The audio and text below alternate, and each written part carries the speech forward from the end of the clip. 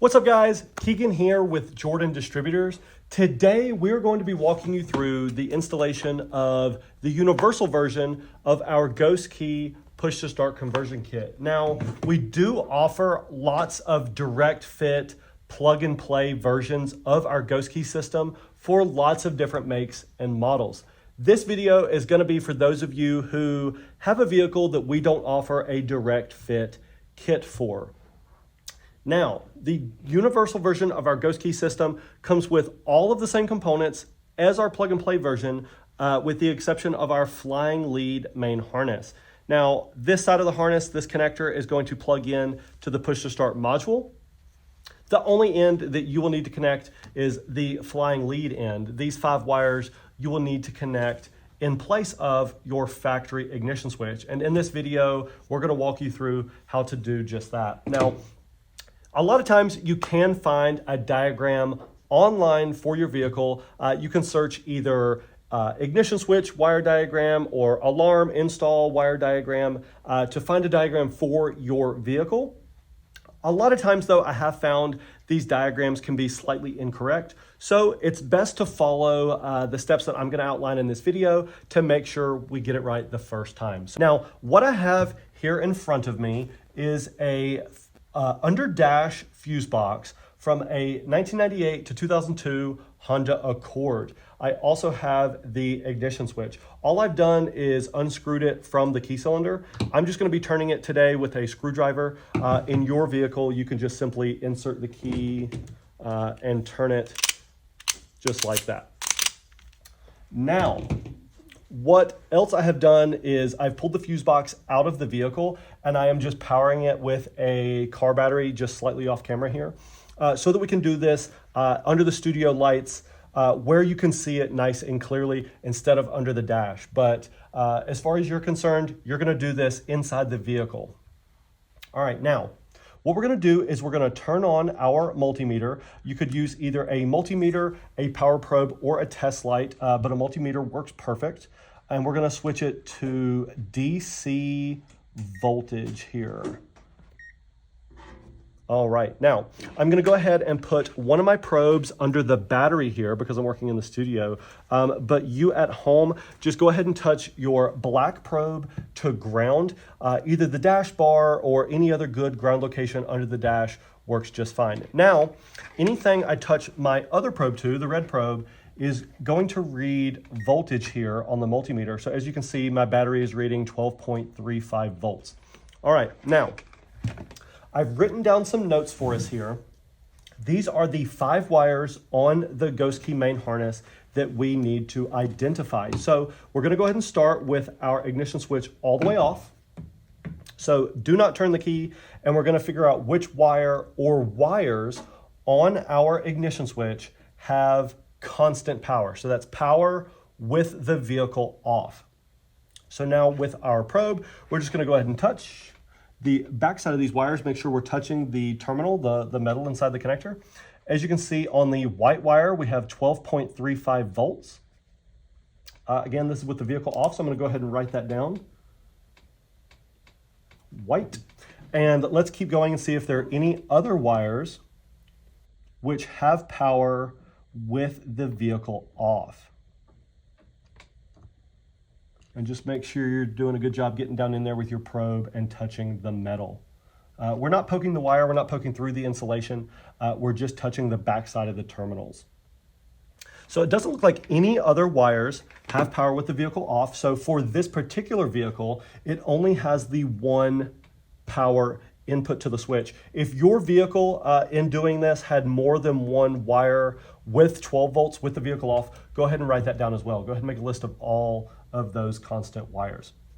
Next, we're going to move on to accessory. Now, what accessory is the wire which has power in the first key position only. So let's go ahead and turn our key to the first position. One click.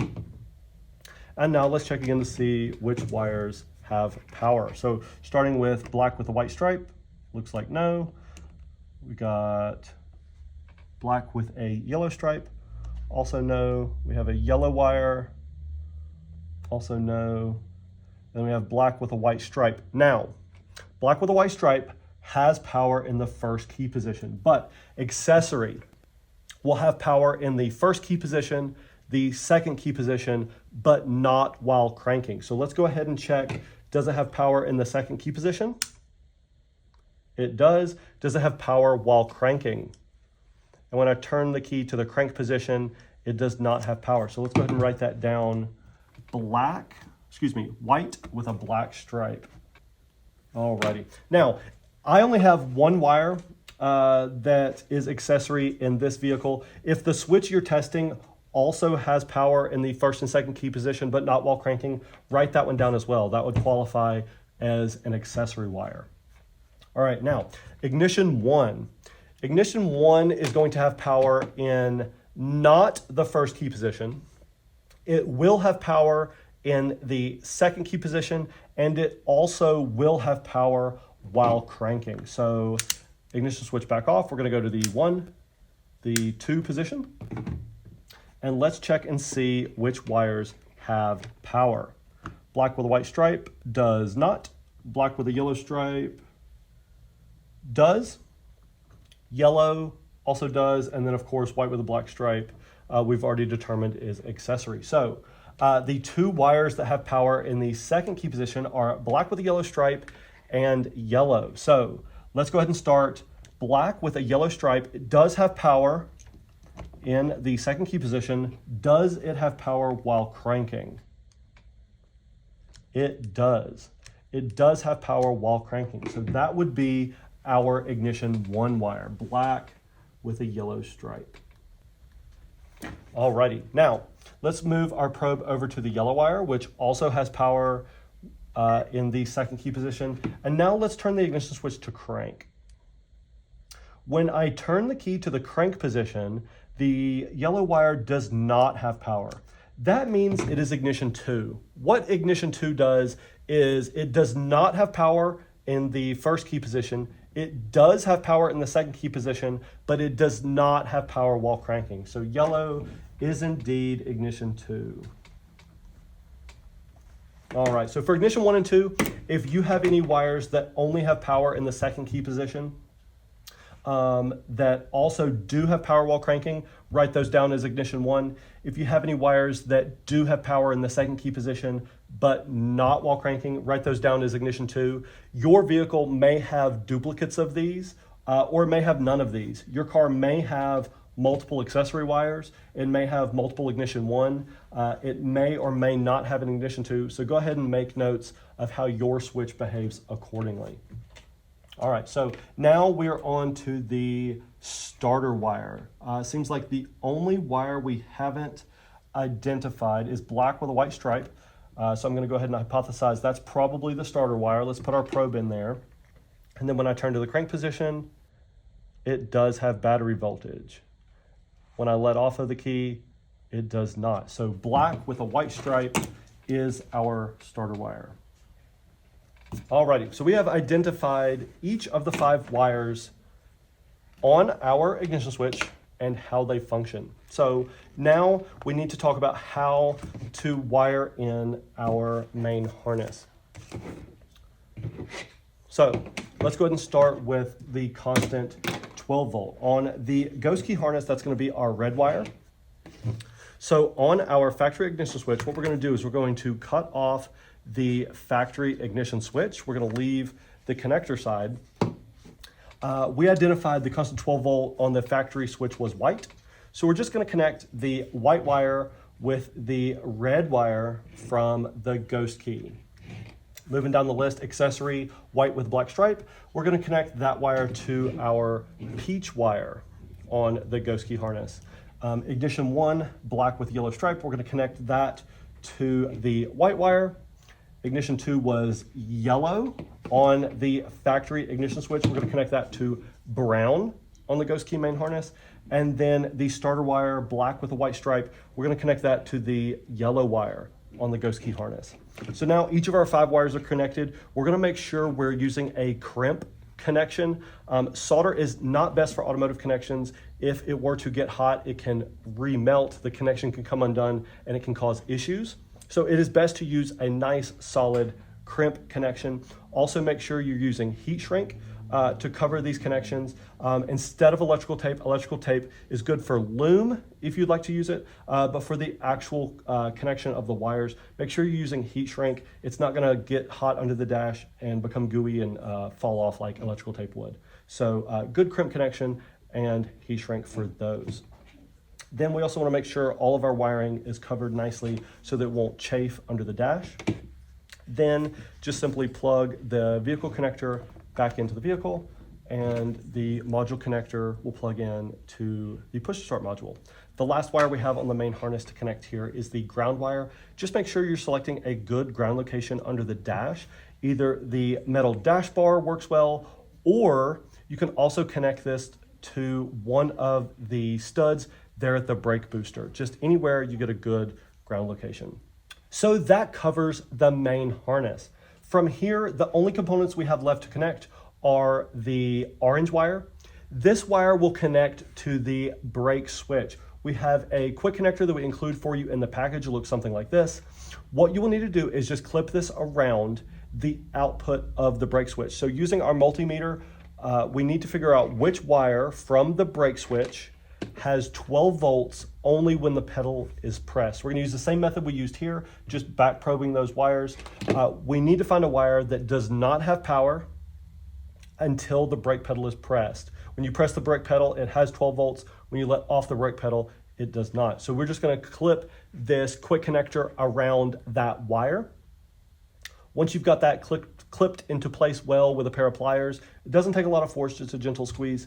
We're gonna go ahead and plug the orange wire from the push to start kit into that quick connector, and then the other end plugs in to the push to start module. From there, we need to mount our antenna. This can go anywhere in the interior that you like. It just needs to not be near metal, as this can interfere with the signal. So behind some of the plastic interior trim, either the plastic trim there beside the shifter or the lower dash panel works well, but anywhere you'd like to mount it will work just fine. Lastly, we need to mount the start button. This in most vehicles will mount in the factory keyhole. One thing I wanted to touch on regarding this factory key cylinder, it will need to be removed if you are mounting your start button in the factory keyhole. We need to make sure we are disabling the steering lock. This is typically held in place with 2 of these security bolts.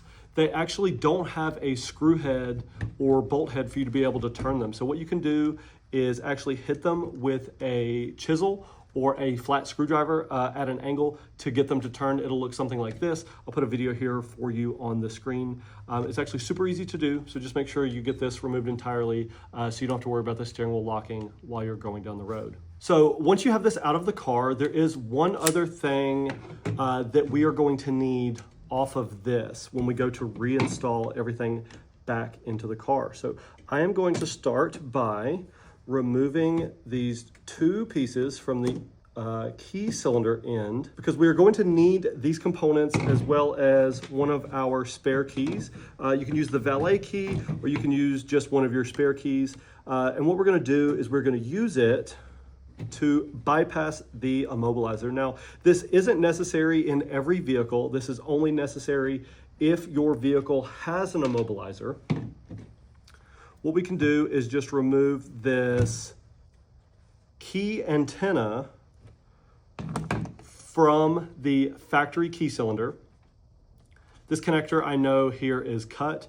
This is going to be the connector that is left behind in the vehicle. Definitely don't cut this in your vehicle, but this is the connector. What we're going to do is we're actually going to fasten the factory key to this immobilizer antenna, either flat like this, or a lot of times what works well is just sticking it through, just like it would be in the key cylinder when you're driving. Just make sure you get this fastened well. We don't want this to move around once we mount it under the dash. So fasten it to this key antenna like shown here. And then what we're gonna do is we're gonna plug this back into the vehicle and secure this under the dash. Now, a couple things to note. Once you've got this key fastened to the antenna securely, you're gonna mount this assembly under the dash. Be sure that you don't fasten this either directly to the metal dash bar or to a large bundle of wires under the dash, that can actually cause interference and cause it to not read the key in some instances. So just be sure to secure it somewhere safe under the dash. That will completely bypass the factory immobilizer, and then the ghost key system will take over as the immobilizer for the vehicle. That is it. As you can see, this is still a super easy and straightforward installation. If you have any questions that were not answered in this video, please feel free to reach out to us directly. We're happy to help answer your questions and help you through the install process. Feel free to shoot us an email at sales@jordandistributors.com.